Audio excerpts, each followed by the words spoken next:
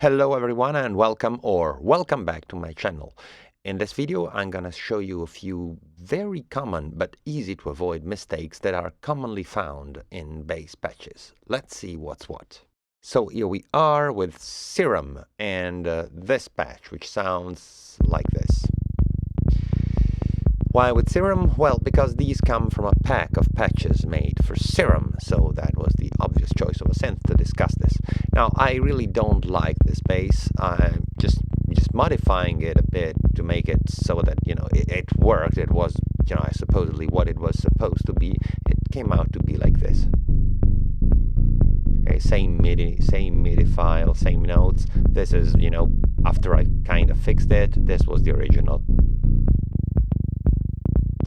So what is wrong with this bass? A lot of things. First of all, the attack of the amp envelope is set to 0.9 milliseconds. It is below the wavelength of like a 1000 hertz wave. So, it's like it's going to be definitely shorter than the fundamental of your bass, right? I suppose your bass is going to be a bit below. And this means, you will get all kind of clickiness, before the attack section has finished. Your sound, your oscillator will find itself in some position at random, completely random, because this is set to be random, at it being set to 0, and so that the phase started at a 0 crossing, things would have been a little bit less clicky, because you can hear it's very clicky. But this is not the only thing that contributes to the clickiness. By the way, beyond this, you see, there's really not much going on. You see, there's this envelope 1, which is modulating the noise level, which of course is a bypassed parameter, since as you can see the noise is off, so the patch wasn't even cleaned up before being released. The filter cutoff and the FX filter cutoff, and we'll see here what is happening in the FX, because there's a lot of stuff happening in the effects, including this hyperdimension and this chorus. Now, let me discuss this a little bit. Why would you want hyperdimension and chorus on a bass? You see, I'm not saying there's no room for some stereo opening in the bass. I made a tutorial on how to make basses with a bit of sensible stereo opening. But this here, yes, you see here, it is kind of sensible. You get this is 2 octaves below. Don't know why people make everything so much lower, but anyway, let's suppose it makes sense. This is 2 octaves below, and this is 1 octave below. So, and this has some unison. So, you get the lower note, which is 1 octave below, being in mono. You could have done this, with this thing, because you can do things about the unison in the stack mode, even in Serum, even though it's not too immediate. You see, you can have center -12 and do the same thing which you would do in Vital for this. But let's suppose they just didn't know. You could have done this patch with only 1 oscillator instead of 2. You just get this one, you turn this one off, you set this to 3, and you have exactly the same situation. Now, apart from this, it's a very simple, as you can see, subtractive patch. There's just this filter opening, and then there's this mess I've been discussing. There's this hyperdimension, then a distortion, then a chorus. Now, this is kind of critical, because this distortion is really doing kind of a lot for the sound, and it would do even more if it wasn't for this filter. See, this is theoretically opening and closing and getting it a little bit darker, and also, kind of letting you hear the clickiness a little bit less. The clickiness, which is, by the way, amplified by this delay, which of course is another typical effect to use on a bass. It's, you obviously want your bass notes to be repeated every quarter, especially the highest part of it. If it had a click, a thump in the beginning, it was a plucky sound, of course you do want that. Yeah, right. So these were the things which I think were wrong here, and I get the impression, to be honest, that even beyond people who are, I don't know if they're lazy or they're noobs, but they're selling patches online. Beyond those people, there are, people in good faith who just don't know and just, get these patches and think these are a good example of how a synth should be programmed, and they could hardly be further from the truth. Now, in my patch, beyond the things I mentioned, there were a bunch of more modifications. And as you can see here, I modified this wavetable so that I removed all the even harmonics to this oscillator, but added the second after doing that. And on this other oscillator, I removed the fundamental. This so that I had from the fundamental and, the first harmonic being completely mono, and all the stereo information was just above that, which, makes it, in my opinion, a little bit more focused in the center. This is also helped by the fact that there's no effects. There's literally, I don't understand why people put that many effects on bass patches. I can understand some distortion can make sense. Not in this bass. It really doesn't. I was quite all right with this drive. Doesn't sound driven enough. It was in a pack supposed to be for melodic techno or stuff like that. Would you really want more distortion than this on a melodic techno track? Techno bass, come on. Now for something slightly different. This other bass, creatively named BS1, which is probably a proper name to for the marketing of this whole pack. And it's not really a bass as much as like a tom. As you can see, there's this envelope 2 modulating the pitch of our oscillator 1, which is set to be sort of a sine wave, this analog BD syn, which is something which has a negligible amount of higher harmonics. It's basically a sine, but not quite a sine. It is in one of the stock wavetables in Serum. And there's a static 18 dB per octave filter. No one knows why. The only point is that if I play some high note, it doesn't make basically any noise, because it's even the fundamental would be above the filter, and that if you just go just a bit higher, it gets incredibly quiet. Don't know why they wanted it like that. If I kill this filter, see, going where we want it to sound like here, or with the filter or without, there is very, very little difference. There is some, of course, but would you really bother getting a filter for this?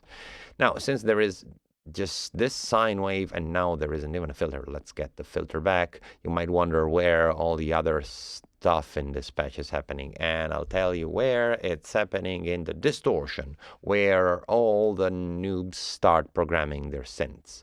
And this distortion is also modulated. There's modulation both in the mix and in the drive while the filter is off.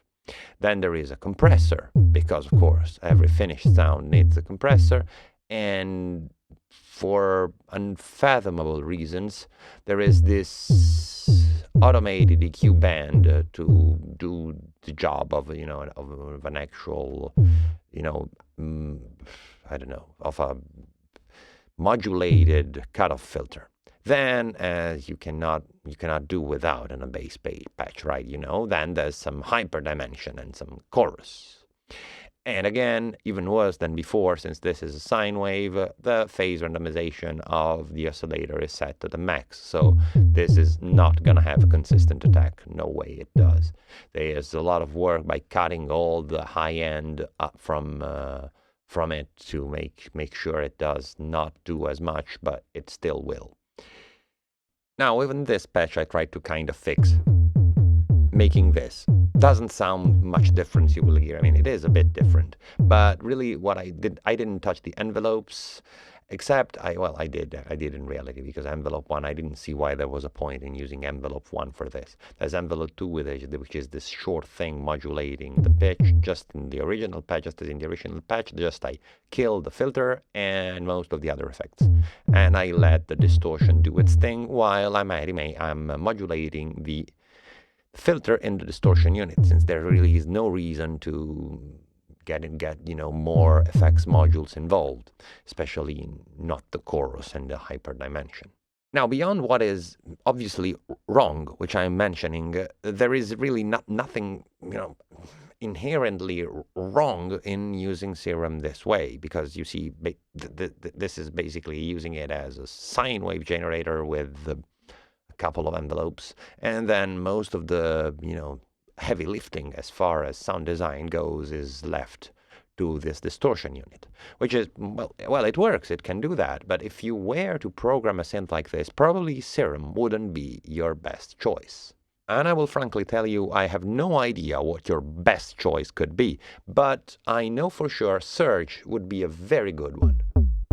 So, what did I do here? See, Surge has this wonderful wave shaper here in between its signal chain, in the voice structure, not needing to add it in from the, you see here, from the effects section. So here I had set it so that it was in series and mono, because this is a bass, or kind of a tom-like bass, so there's no need for it to be stereo.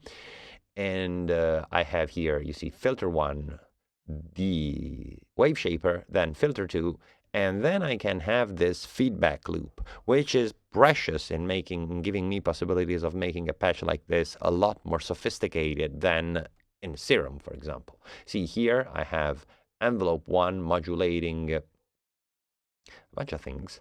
I have envelope 1 actually modulating only the pitch here, and the filter envelope modulating the wave shaper saturation amount, and the filter, of course, because you see it's the filter envelope, so you expect it to modulate the filter. And there isn't really much more going on in this patch beyond what you see. Yes, I've added a limiter to make it a little bit louder, but it's barely working.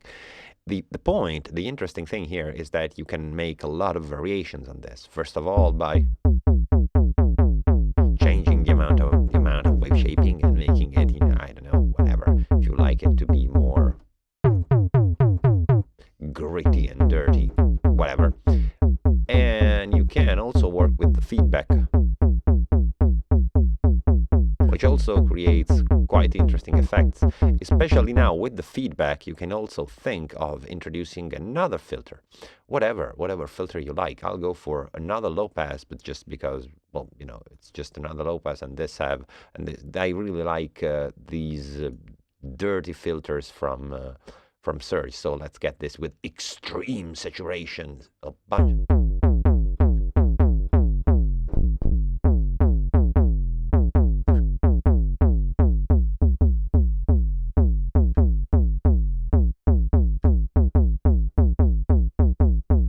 It almost makes no effect. I did not expect it to be so extreme. Let's see with this. Well, now it does make quite some difference moving the feedback slider. It's definitely the slider, not a knob, you will agree. But now this is, of course, not the only stuff you can do. I mean, here I'm using the sine oscillator, but I can feedback it too. Let's turn this filter back off, because if it's here, it's gonna be.